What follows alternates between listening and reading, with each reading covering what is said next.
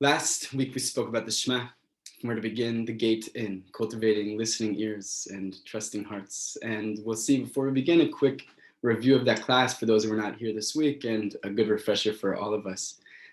We come in today to discover the final bookend, Echad, the conclusion of the Shema, the conclusion of our pasuk, of our verse, of our statement. And we're going to be searching for the guide within us.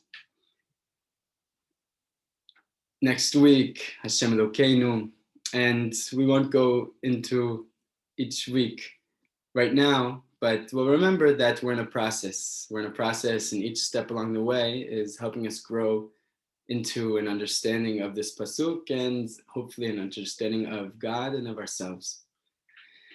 So the structure of each class, as we discussed last week, will actually implement this week. Last week, we did not do a chavruta in the middle. We did not have an opportunity of shared learning in pairs. But for me, it's quite important that we have the opportunity not only to hear, to listen, but to implement and to act, for each of us to also share our voices with one another and have an opportunity to learn. So we'll have some teaching, opportunity for some questions. Again, questions can be posed at any time in the comments, and I'll look once in a while and we'll discuss. Please, as most of you have done, continue to mute yourselves during the course. And of course, if there's a question, please share in the comments box. And if anything is not working technically, then feel free to unmute yourself and share. A review of last week's class. Last week we spoke about our gate of entry into this pasuk, the Shema.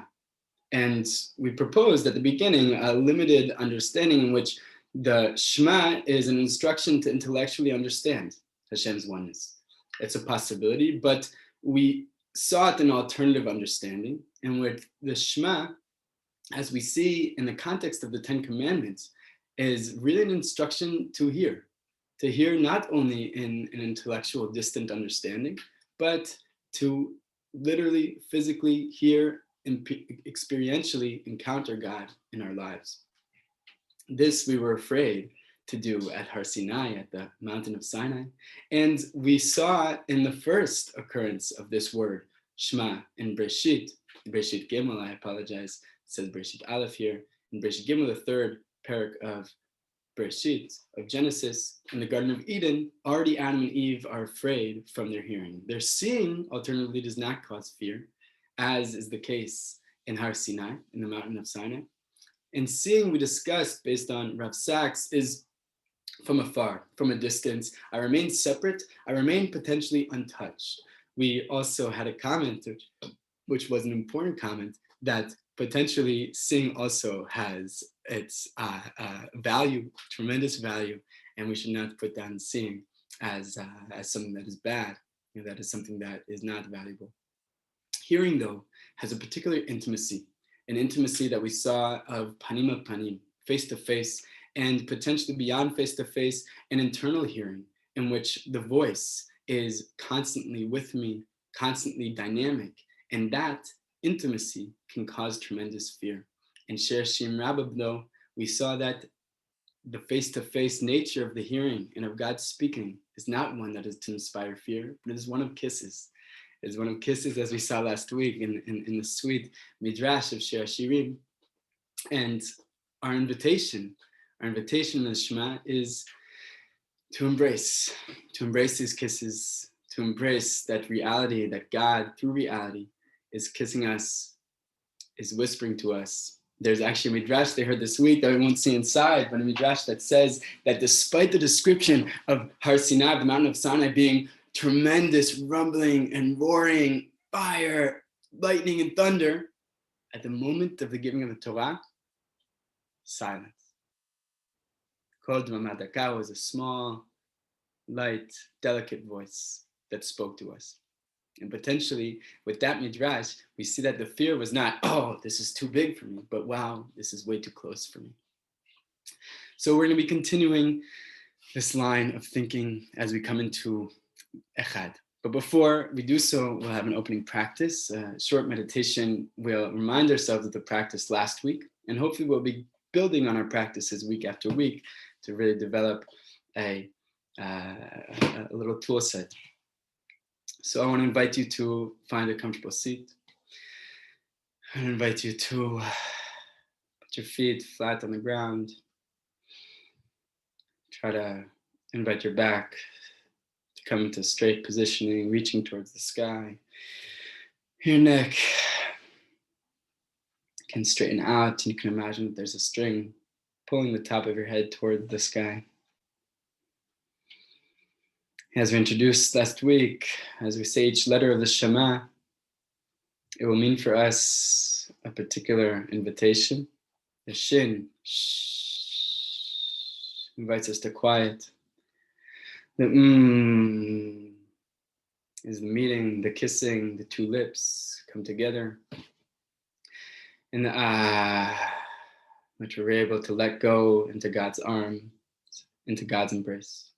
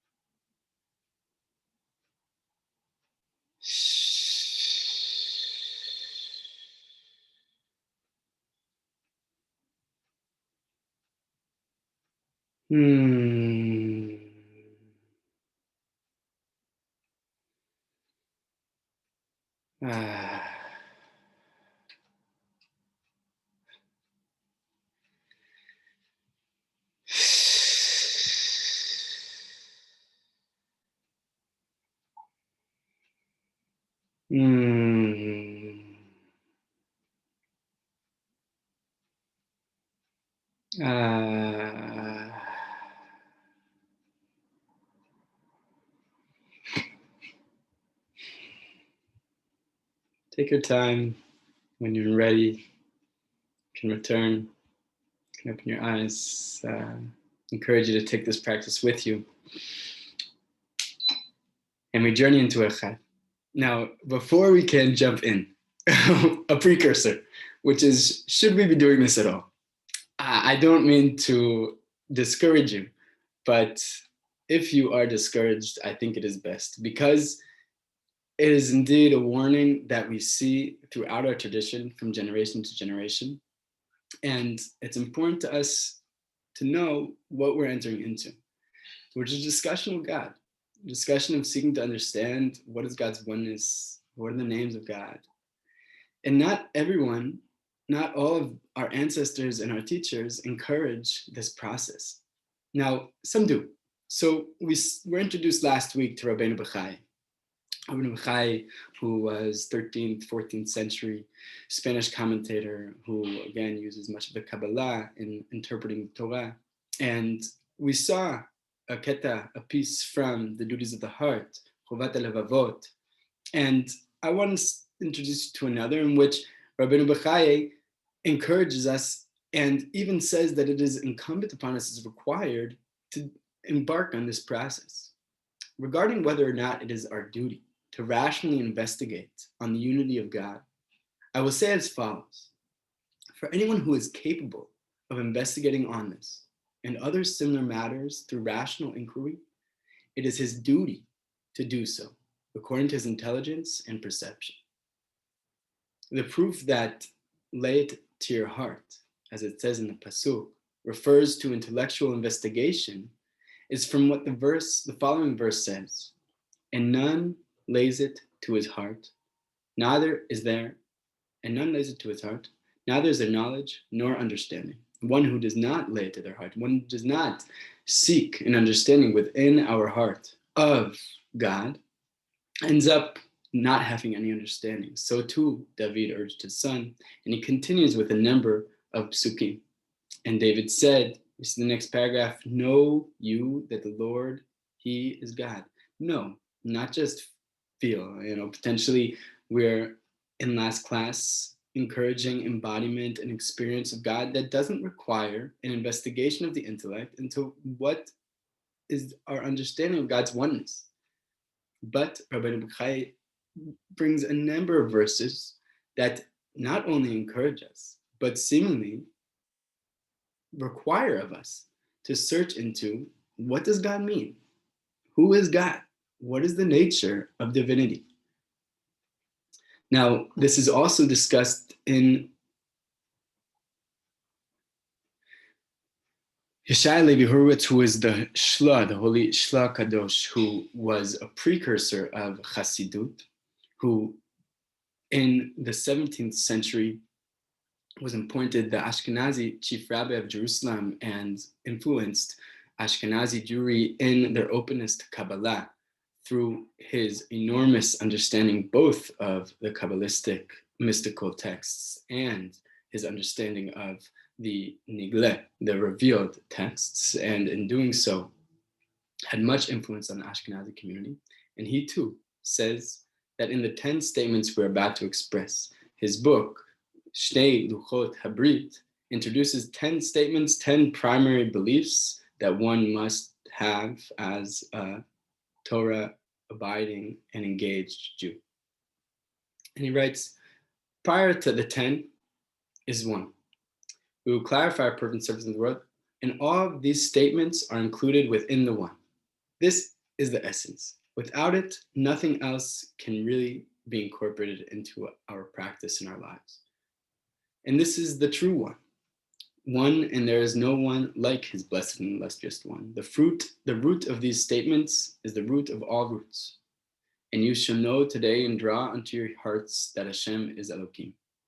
Meaning an understanding in one's heart through a philosophical understanding in addition to receiving this truth from one's ancestors. It's not sufficient to simply receive from our ancestors an instruction of Hashem Echad Shema Echad. Our parents potentially as we're going to sleep at night said to us Shema Yisrael, or in the morning they taught us in school, or in Hebrew school, whatever it is. But the Shla teaches one must, in addition to receiving from our ancestors, pursue an intellectual understanding. Now, I don't want to go into depth here because this is just our introduction. There's much to see today, but I do want to offer the dangers and drawbacks, because if we are honest to our tradition, this is not necessarily this is not necessarily the process that each of us should be on. Each of us will know within ourselves, but I want to offer the drawbacks and dangers. The Mishnat Chachamim, who I hadn't heard of prior to researching for this class, and he is quoted in the introduction to Chovot Levavot, as we saw in the book from Abenu Bechaye that speaks much about the unity of God. He is quoted as offering a warning. And he says, it is safe to say that the value of the believer is greater than that of one who has come to an understanding based on the intellect. And not only is it greater, but it's actually dangerous to come to God from an understanding in your intellect. For the intellectual, without his understanding, may change his mind and cease believing when his understanding fails to respond to claims that are brought to challenge him, right? As soon as the intellect pursues and bases their understanding and their commitment to God on intellectual pursuit, an actual process, on arguments, and as soon as there's a better argument, to let it go. Okay, looks like I was wrong. Therefore, yet one who believes wholeheartedly with closed eyes, which is the belief in the oneness that is coined the Torah of your mother. I love what it's about to say. It's very, very sweet. For this is the way of the Torah of the woman of valor who accustoms her children to the Israelite religion. She says Shema, and the child repeats Shema, Israel, and the child repeats Israel until its conclusion. And he says, this is the ideal. The ideal is a connection and a belief that is simply received from our ancestors. The Rambam too has a warning that these matters that he speaks about quite in depth, right? And as many may be familiar with the Moreh Nevuchim, the Guide to the Perplexed, but also in Yesodei Torah, in the beginning of the Rambam's Mishnah Torah and his halachic treatise, he introduces with with a discussion, much discussion about the foundations of belief in God. Yet he also warns that the ancient sages have commanded not to sermonize concerning these matters, save only to one man at a time, if he be wise, possessed of intelligence of his own, when after, to him might be transmitted the headlines of the chapters, only the headlines, and acquaint him with a fraction of the matter, so that he may be able to understand its conclusion by his own intelligence and fathom its depth. I want to introduce you just to the two sides of the polemic. Should we be engaged in philosophical inquiry or not? And then I want to invite you as we dive into philosophical inquiry. I hope if it's offensive to anyone, then you are welcome to join us again next class. But I hope you do join us and continue on with this process, as it seems for many of us, these questions are already in our minds. It is not that we are meeting these questions, introduced to these questions in this class, but that anyone who is living in our generation is facing these questions. And without a supported process towards seeking answers, we may be left in a conundrum and left with no belief at all. Okay, so we dive in. Now, again, the first step is going to be not a step in, but a step back from our stereotypical understanding of God. Rav Kook, and it's very difficult to find the access to the source of this directly, because the second section of Rav Kook's book, Orot, has copyright issues, and you can't find it anywhere online. Very difficult to find it in print as well. But I was able to find this famous quote from Rav Kook that is found there, that atheism's denial of God was to be a purifying force that rejects antiquated theological beliefs and paves the way for a more exalted form of faith. We'll meet Rav Kook again in a bit, but Rav Kook is known to have valued perspectives other than the traditional Jewish perspective, which is unique among our Rebbeim of, prior to this in the past few generations.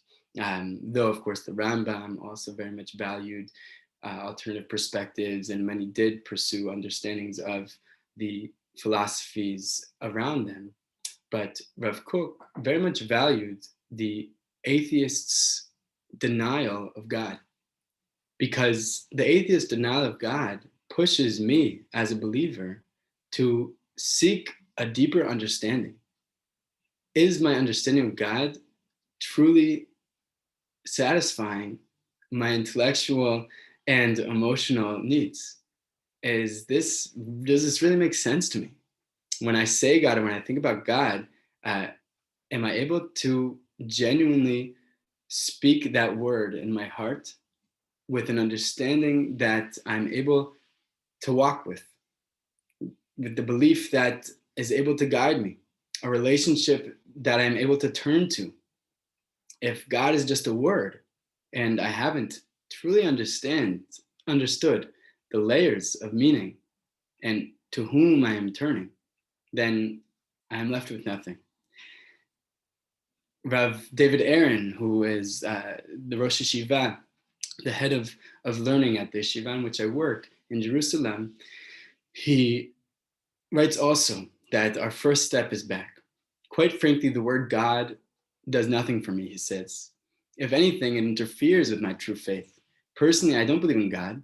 It's an English word of German derivation and is not found in the Bible. If you read the Hebrew original, that word God has been so overused, abused, and misunderstood that it actually stands in the way of our discovering that the ultimate truth we are seeking.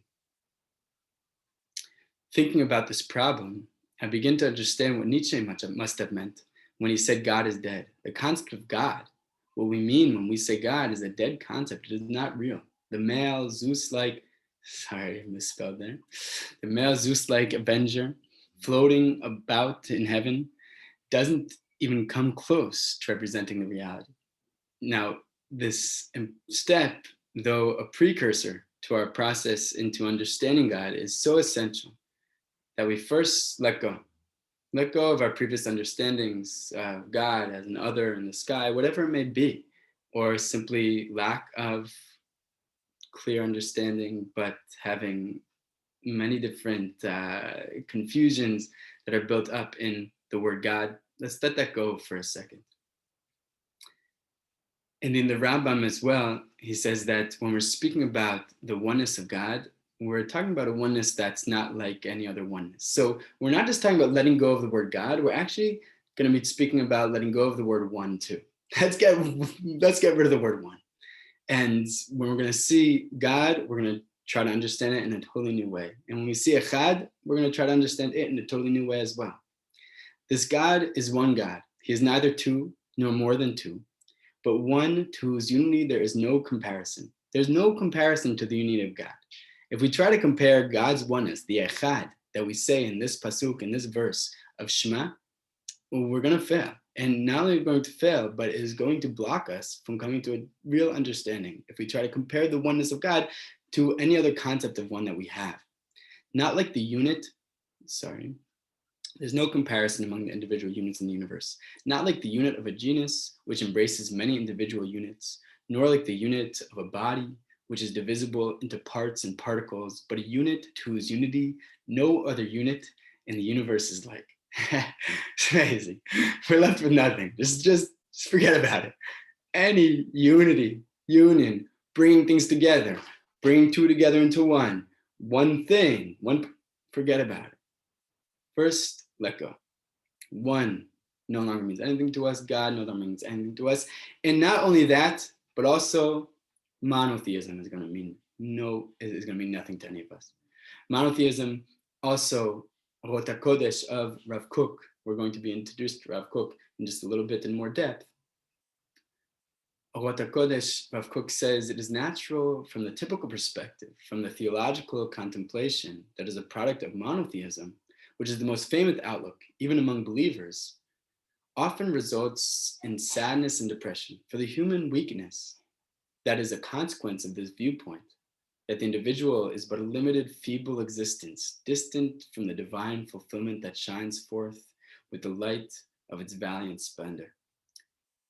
Monotheism, Rav Kook explains, is a belief in a distant, superior divinity, a transcendent God who created the world, who potentially acts upon me and us in ways in which I don't understand. This understanding limits me to just a little tiny creation who is absolutely meaningless.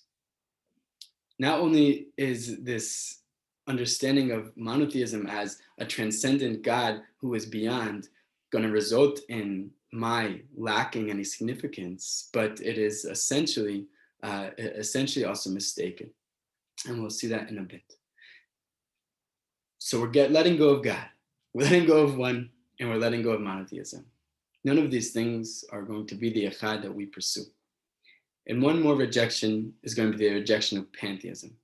Now, as we're riding the wave of Rav Kook, Rav Avram Isaac Kook, who, again, probably should have put the introduction earlier, but we'll see a little bit of his biography soon.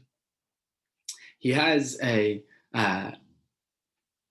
essay called Eder HaYakar, in which there is I call it called Ikveatzon, in which there is a particular chapter called Dat Elohim, knowing God. And it's an incredibly complex chapter.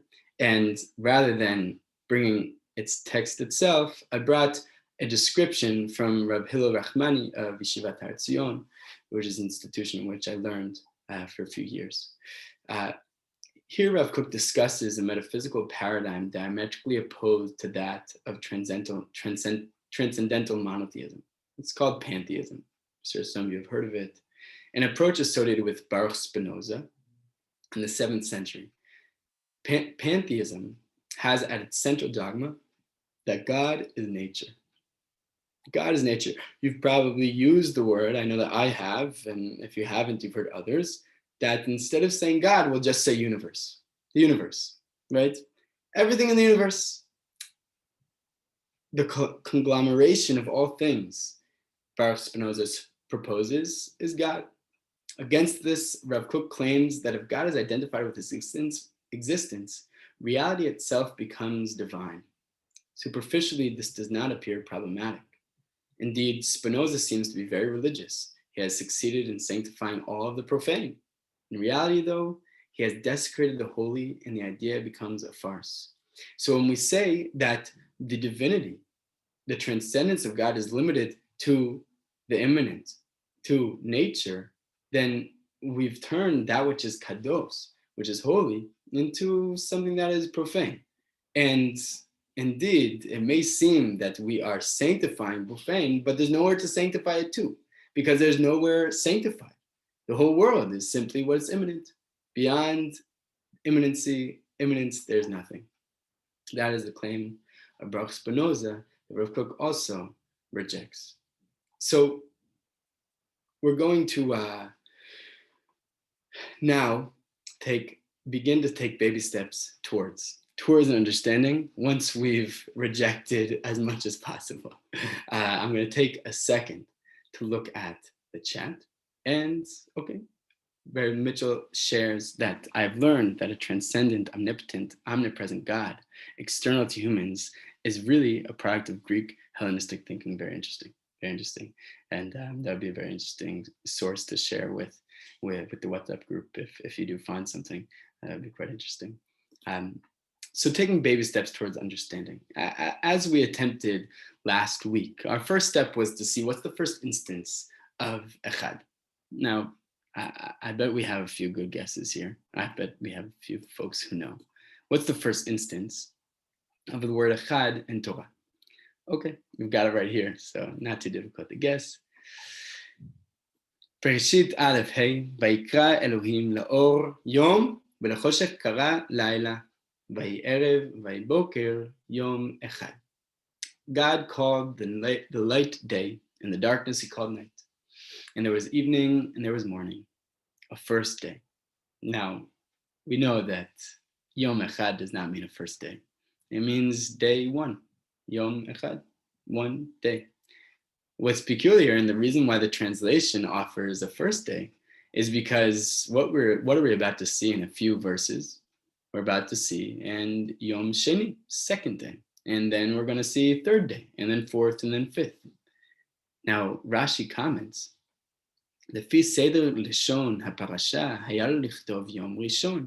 Really, it should have said יום ראשון. Rishon means first in an order of numbers, in a sequence of numbers. We have first, we have second, we have third. We don't have one, second, third. We have first, second, third. According to the regular mode of expression, it should have said first day, just as it is written with regard to the other days, the second, the third, the fourth. Why then does it write echad, yom echad, day one? Because the Holy Blessed One, the Holy One, blessed be He, was then the only being. And the only being in his universe, since the angels were not created until the second day. Thus it is explained in Genesis Rab. Yom Echad, it was the day of one. It was the day of the one. One does not mean that it is one and prior to second. It is not a number in a sequence, but is an expression of one and there is no other, right? At this point, there's no second day, there's no third day, there's no fourth. Rather, it is one is the only that is in existence. We could also try to look at the opposite. What's the opposite of one? Let's take a poll for a second on the chat. What is the opposite of one, of echad, let's say? Many, very nice. Susan says many, which is a great explanation. As opposed to one, we have multitude, all, one and all.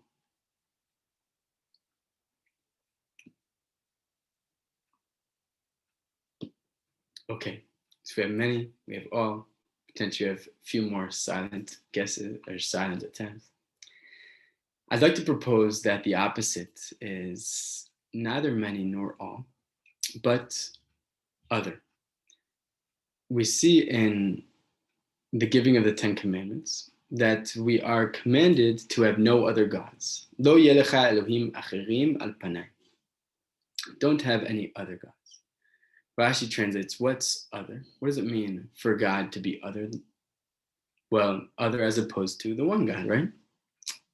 Rashi offers an alternate explanation, that they are other than those who serve them. God as other, as acher, as other, is not a part of me, is other than me. It could be one God. It could be one God, no problem. But that God is other than me, outside of me, distant from me. Hashem Echad is part of me, is with me, not other than the one who serves. What's very interesting is that if you look in the Torah, the Dalit of Echad is large. It's enlarged. I don't know if anybody's noticed that or seen that. But Shema Yisrael Hashem Elokeinu Hashem Echad, the Dalit is larger than all the other letters. And this is a phenomenon that's true, I think, of around 20 places in the Torah, in which there are letters that are a little bit larger. And another place is in Shemot, in which we see that the enlarged letter, and I couldn't find a picture of this, is Ki lo tishtachave el acher. El acher. Acher means other. Two extremely similar words, Aleph, Chet, and the final letter is the difference, a Dalet versus Resh, which are the two most similar letters you could possibly have in the Torah. But the similarity is the opposite. The otherness is the opposite of the oneness. Oneness is intimate, involved, invested, filling all of me, all of creation, as opposed to the other, which is separate from creation. With that introduction, we'll head a little deeper. So we shared that the first instance of Echad is one that is not a sequence, but is a alone, the only, that which is, and nothing else is. And we also saw that the opposite of Echad seems potentially to be Acher, a similar word that is so tricky that it feels like God is so other, yet really God is so one that we can't meet him as other. Acher versus Echad, one versus other, is also going to be helpful for our definition of God, of oneness. We're going to now offer an opportunity for any questions, and I'll look into the chat. And then we're going to jump into Chavruta, an opportunity for learning in pairs. And in our learning in pairs, you can please open up the source sheet from the email that I shared, and I'll also put it in the chat. Yeah, I will put it in the chat now. And you'll have the opportunity to learn, just one second.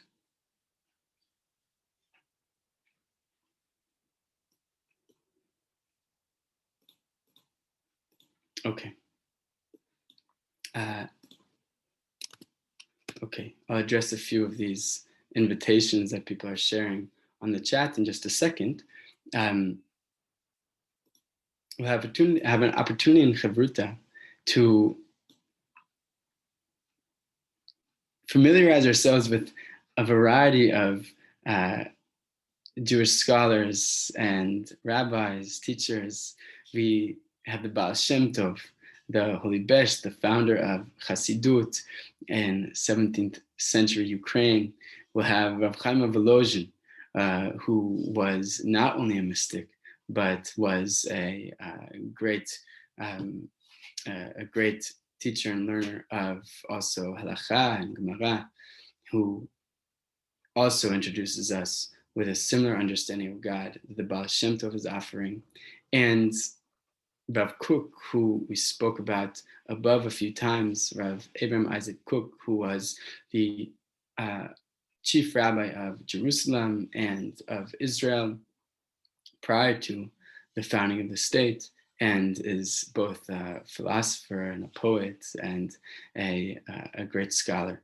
So you have the opportunity to look at one or all of these three sources. Rav Kook's source is quite poetic and long. They're gorgeous sources, and I think you'll enjoy them together. So I will read a few of the questions that were brought in the chat. I read that the Reish represents bent over or poverty in Kabbalah, but that Dalid has a Yud, and its tip so represents. Not sure what. Very nice. The Reish, I believe it's a Gemara that talks about, I think in Masechet Shabbat, about the significance of the letters. And the Reish is poor and bent over. And if I remember correctly, the Dalid is also reaching back and it's connecting. That the Reish is just falling while the Dalid is connecting. And Dal itself means poor. Itself means poor, but its implication is that everything that it receives is from, that it is fully receiving from the giver. And in that way, its poverty is its wealth, because really, in letting go of itself, which if you see the Baal Shem Tov speaks about this, and you know what, I gotta take the opportunity, Rachel, is such a beautiful point that I'd like to just look at it together for a second, and then you'll have an opportunity during Chavruta to see the other two sources, which are also both fabulous. The Baal Shem Tov says, listen, Israel, Hashem is our God, Hashem is one. The intention for reciting one in the unification of the Shema is to intend that there's nothing in the universe except the Holy Blessed One, Echad, right? Rather than Acher, everything in our world is invested with and is filled with, is a part of God. The essential intention is for us to make ourselves into emptiness and nothingness. That is the Dalit that you're talking about, Rachel. The Dalit of, I'm just a receiver. I'm just a receiver, leaving nothing at all except the neshama, the part of me that is fully a piece of the divine from above. So potentially that is the difference between Reish, the poverty of the Reish, and the poverty of the Dalit. The Dalit is reaching back, is receiving, while the Reish is closed off to any reception. I just want to Ariella wrote, and I also see that Daniel has a hand up, so we'll come to in a second. Ariella wrote that based on that, Echad also refers to something specific, not just anyone, but a specific one. Very nice. That as opposed to being in sequence, it is the one. There's not a one versus this. Whenever we're pointing to a one as opposed to the other, then we're in comparison, we're in sequence. But when we're talking about Yom Echad, that is prior to any other, we're talking about the Echad of Hashem, which is also prior to any other and continues to be prior to any other, because there is no truly other. Then we have the one, which is also indicative of the intimacy, the intimacy and the closeness. Danot, can the hand up is the question that's in the chat? If you want to respond to the chat first, that wait, can you unmute yourself? I just unmuted. Can you hear me now? I'm sorry. I think Dana, I think you're still muted. Oh, sorry. Maybe I don't have. We can hear him. Oh, you can hear him. Yeah. My volume's not up. I'm apologize about it. Okay, go for it. So what I wrote in the chat was I'm left hanging a little bit about this notion of the other. Yeah. I don't know if you're coming back to it and you're gonna like fill in, because I'm hearing an echo of that beautiful line in Torah, Ve'hafta l'reacha kamocha, love your companion, love your other, love your other person over there as yourself. And that word Reah also has the word Ra in it.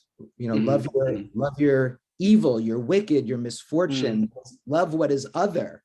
We're missing something that's transformative. There has to be a way I think the Shema has to do with how we bring love to the other as a transformative, alchemical kind of process that we can see the oneness in everything.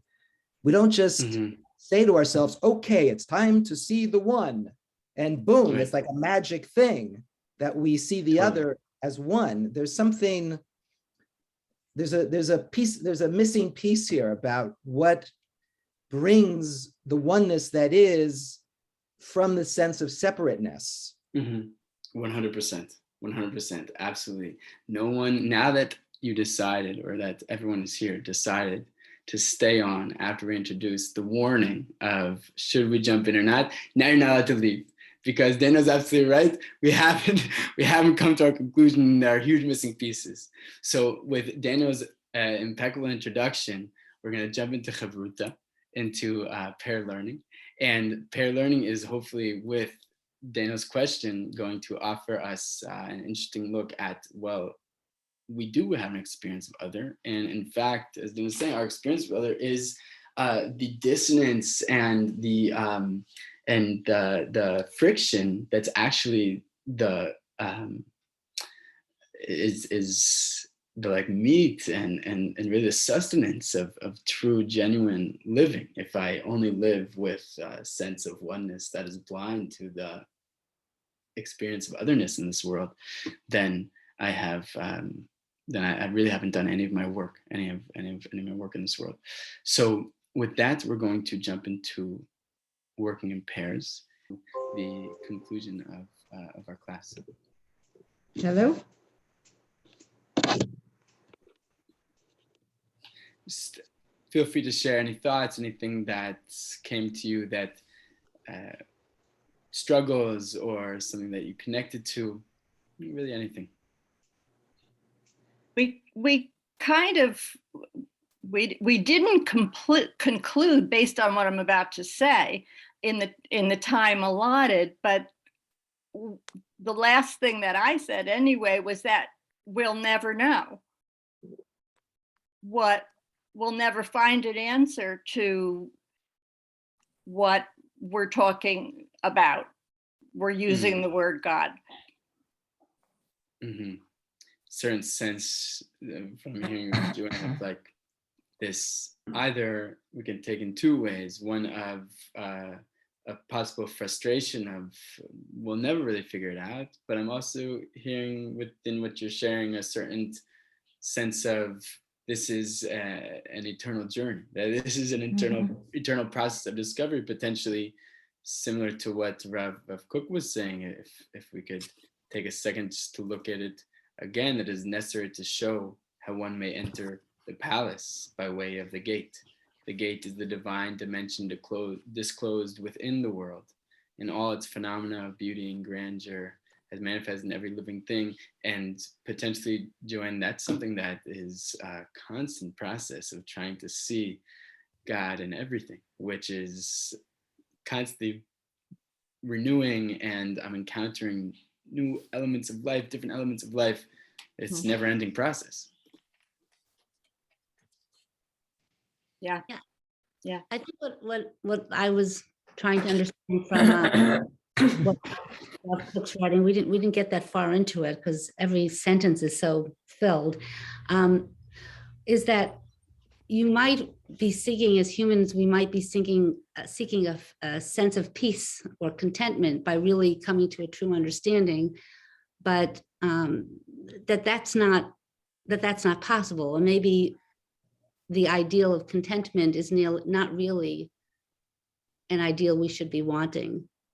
So just as an aside, it's a little silly nothing, but as a new grandparent of two infants, and seeing both parents and myself, with infants, we never know exactly. We're always trying to guess.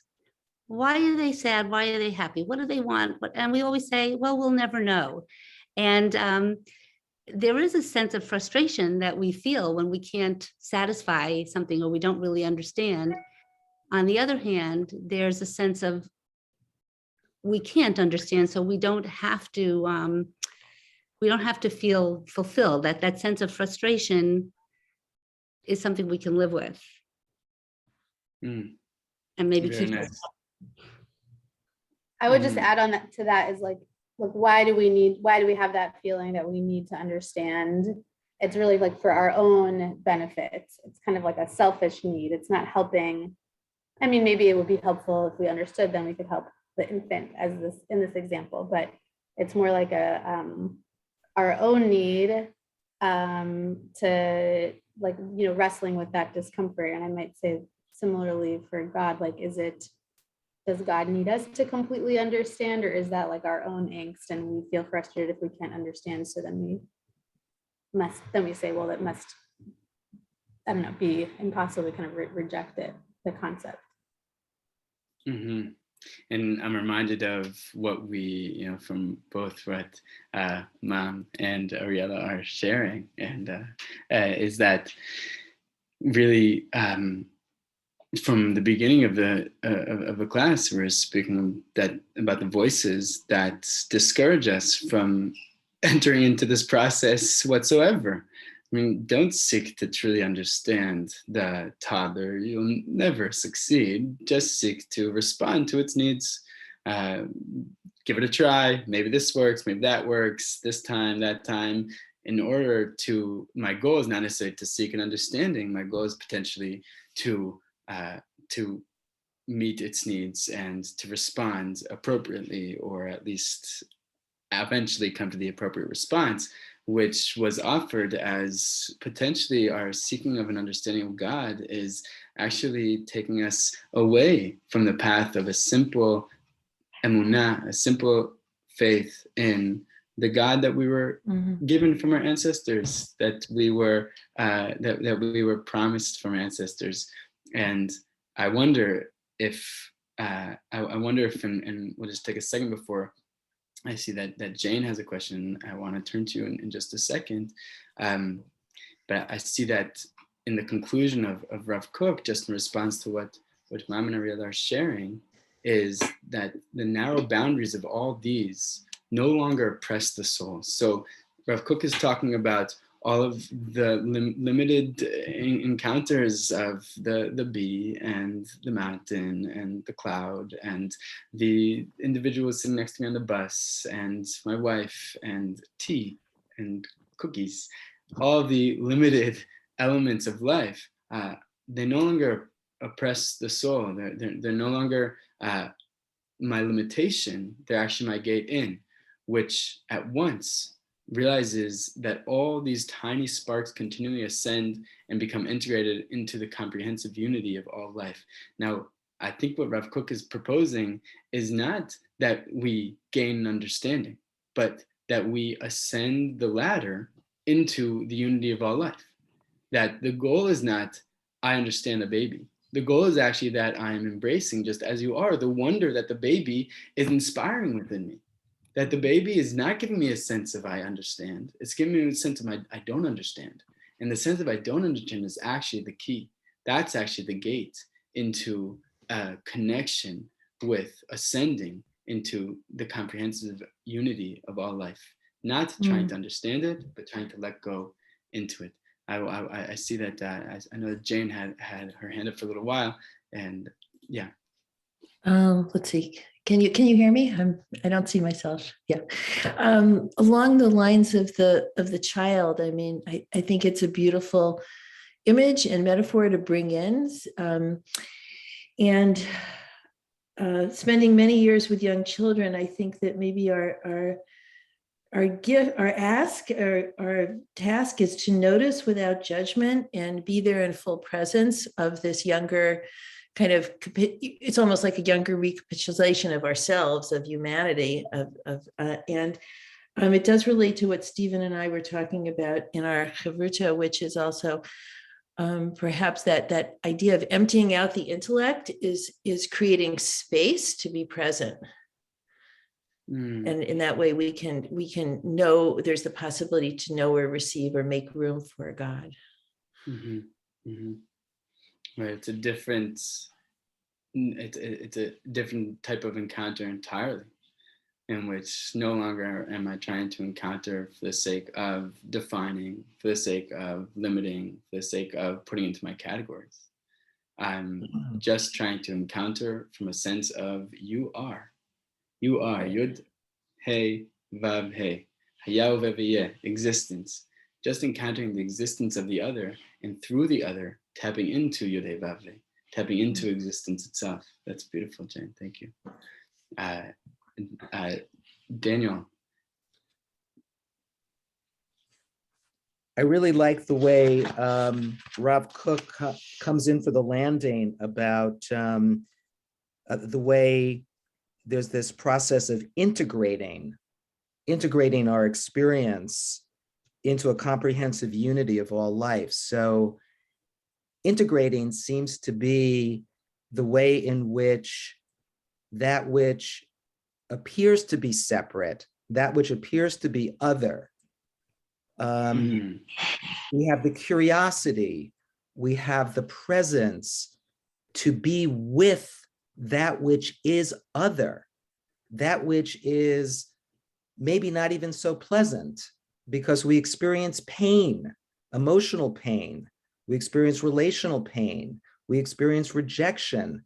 There are a lot of human experiences that feel very shadowy. That's what Jane and I were talking about in our group. Like, what do we do with those shadow qualities within us and in the world? There are a lot of horrific things that happen, and we need to be coming from that place of Yah's presence, the divine presence within us that can hold with love and compassion to befriend what is other in ourselves and in other people. And that's how we integrate. That's how we make the wholeness that is the one that is always there.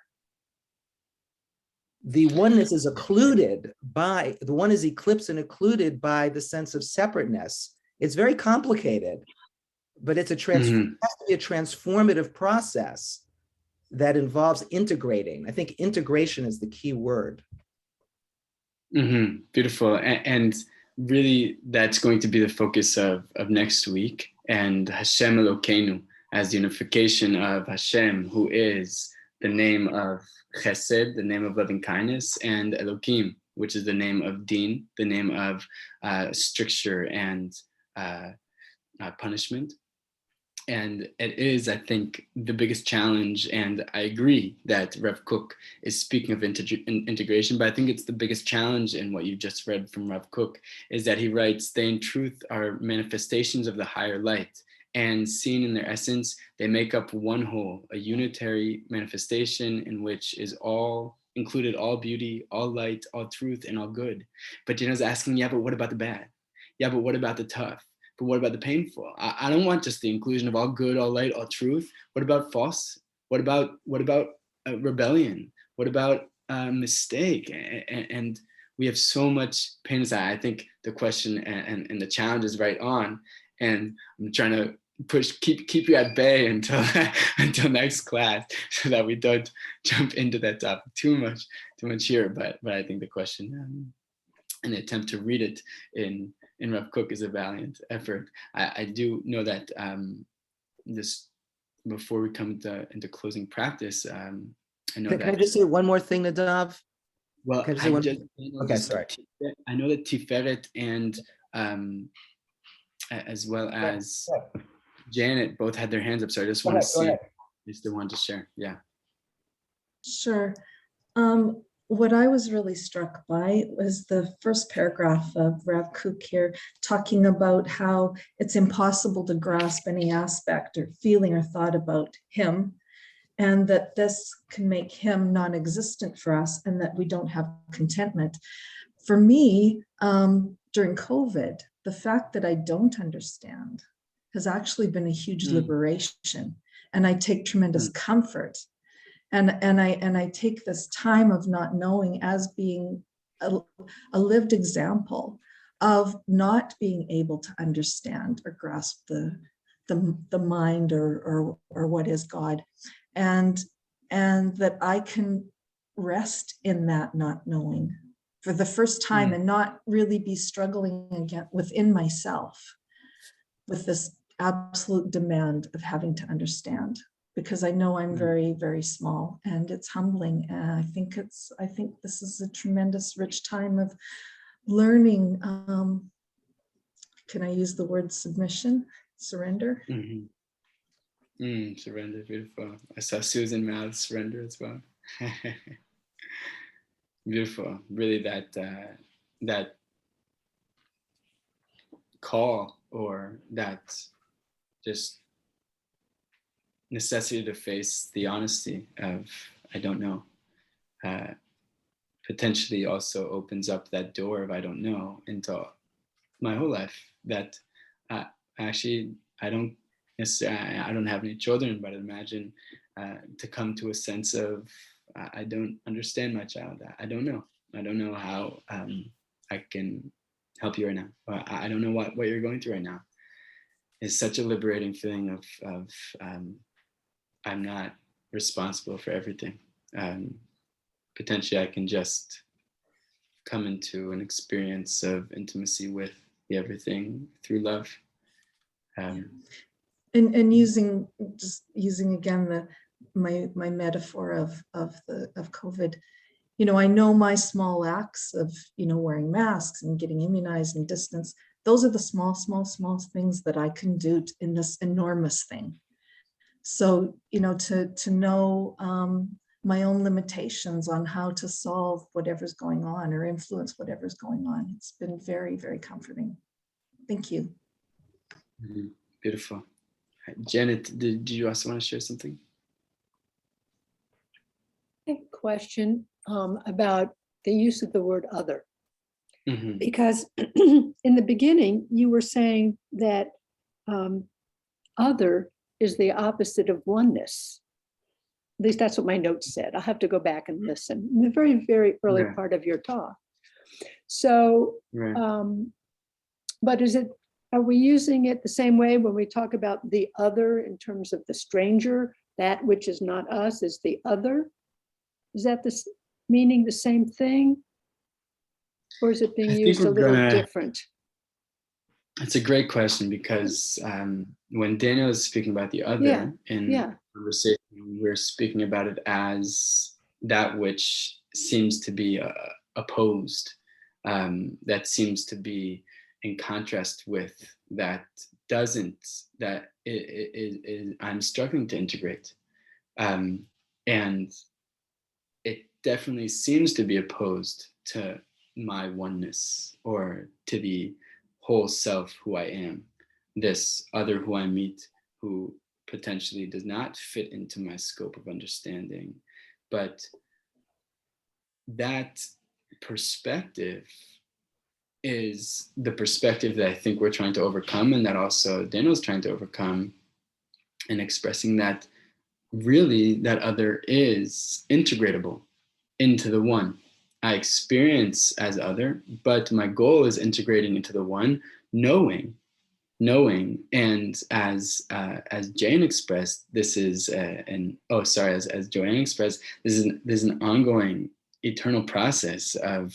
I feel like I'll never really have that. I'll never have integrated everything, no doubt, and that will be coming to in 2 weeks in the 4th class of Echad actually being potentially, I don't want to give it up too much, but being a verb, that Echad actually may be a verb, that we're not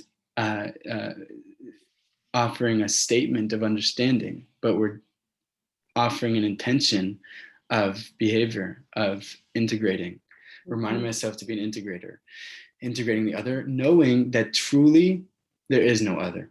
The knowing that which seems to be opposed is indeed just here to support me to understand that we are indeed all one. So it's like the unification of opposites. Say that again, Jane. It reminds me of the unification of opposites, because you were saying what is the opposite of oneness, the opposite of where did I have it? Yeah, it was put together as opposites, and right. And what you're saying is it's a process of unifying them into unifying the opposites. Exactly. We'll come to that in the dialectic. we're in the process. It is now 7:15. I know some of you might have to go, but I would like to offer us a concluding practice. So if anybody does have to go, feel free. And thank you so much for joining us today. I'm looking forward to next week. For anybody who's able to stay on, then for the next 15 minutes, which we usually dedicate to discussion, but we've just done that for the past 15 minutes, we will dedicate to closing practice. So again, thank you for everyone who has to go. And for those who are remaining on with us, let us begin.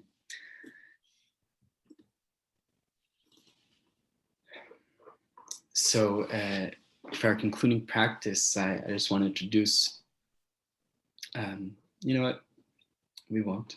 We'll jump right in. Our final source we'll leave for another time.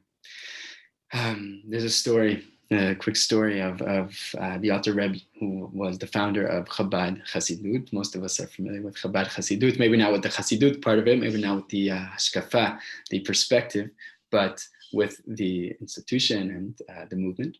And the Alter Rebbe was the founder of Hasidut, and his son, who was his grandson, who was the eventual successor, the Tzemach Tzedek, went to the Alter Rebbe before his death. And the Alter Rebbe said to the Tzemach Tzedek, he said, "My grandson, what is that?" He points to the ceiling. And his grandson, the Tzemach Tzedek, says, "Those are the wooden beams of the ceiling." And the Alter Rebbe says, "I see only godliness. I see only God." So in that practice of trying to turn to our surroundings and see only God, I want to first offer us a short meditation and then invite you to write. If anybody is inspired by the meditation, you feel free to continue. But I'll introduce the writing practice and you can jump right in following the meditation. We saw a lot of Rav Kook tonight, and Rav Kook was a tremendous poet. And I want to encourage the writing of some poetry. And it often helps me to have a prompt.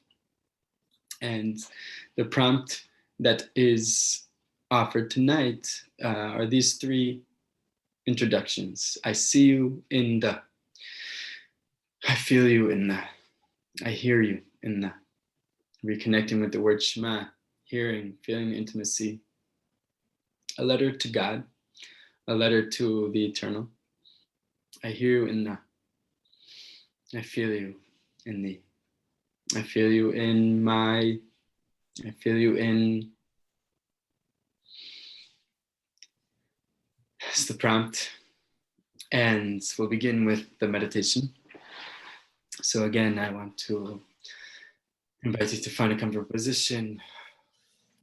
Bring your feet flat to the ground. They're back up straight, and this time I want to invite you to bring your hands in front of your chest, to hold them together, breathing into your nose and out to the mouth,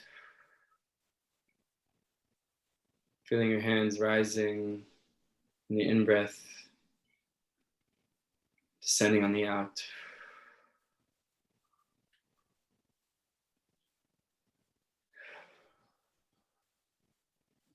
Take a minute to get comfortable. Come into internal awareness of your breath. Feeling your hands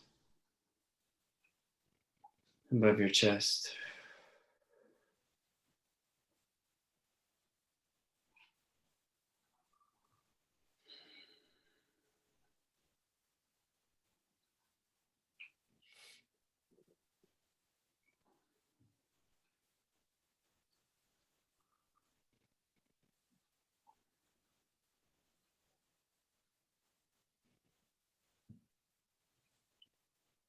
When you're ready, you can take your hands and just begin to separate them a little bit, continuing to have your fingers touch the ends of your fingers.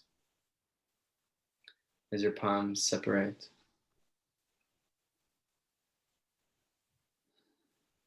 Continuing to breathe, and slowly one hand says goodbye to the next, and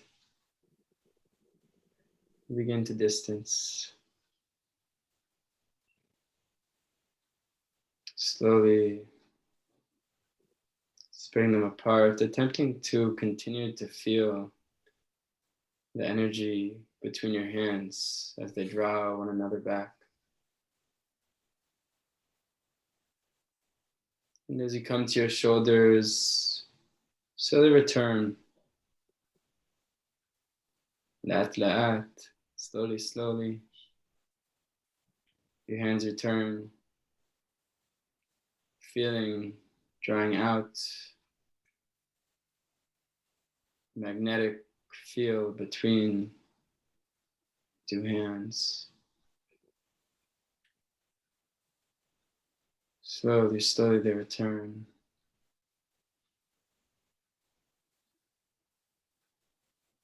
First the tips, one at a time.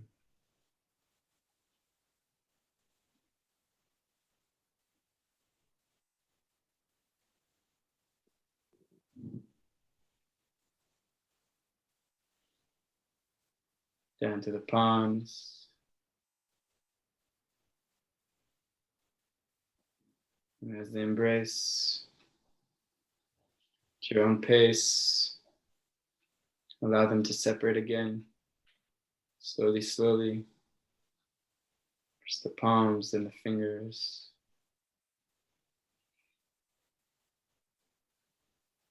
Continue at your own pace and try to develop this magnetic field between your fingers, between your hands.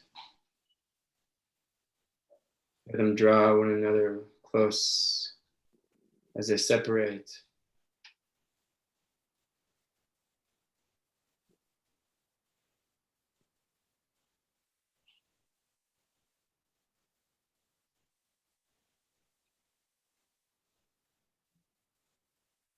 As they seek reunification from afar.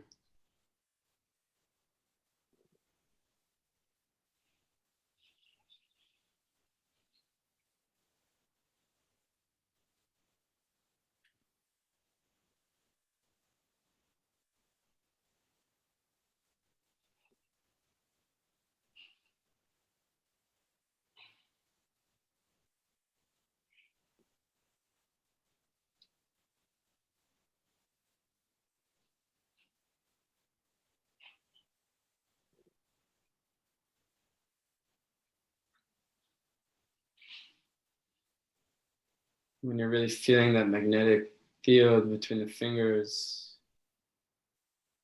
I invite you to turn your hands slowly, slowly, slowly, maintaining that magnetic field a little bit outward.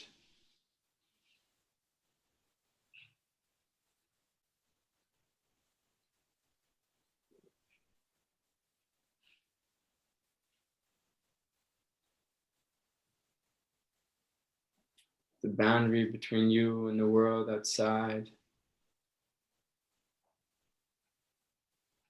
becomes a little less clear.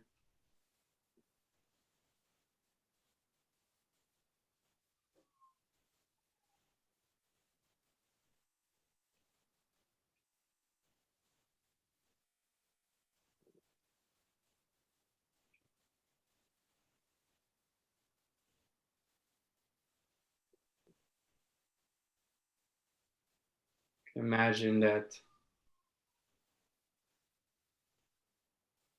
the limitations of your body are expanded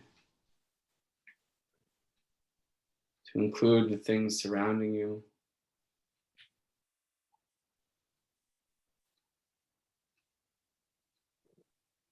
Includes the room surrounding you.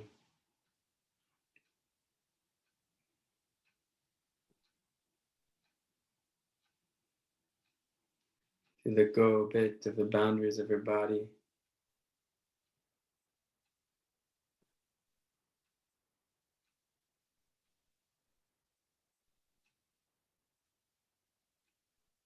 Imagine yourself union with the beingness that surrounds.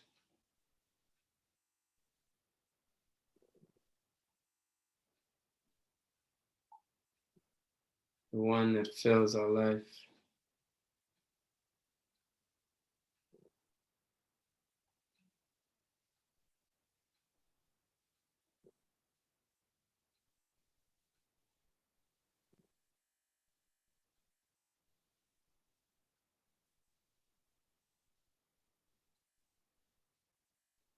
Preparing yourself for the process of integration that is life.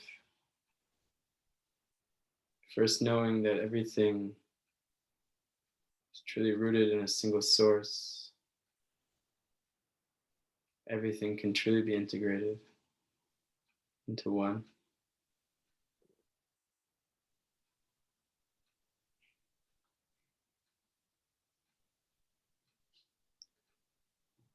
You're welcome to remain in the experience, or if you'd like, you can slowly bring your fingers and your hands back together.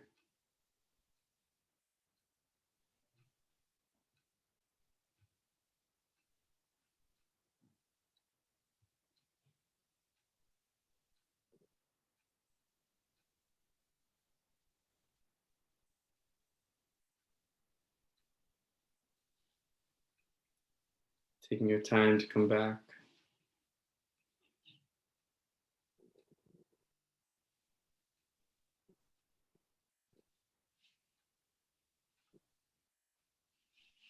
And if you so choose to take your pen and your paper and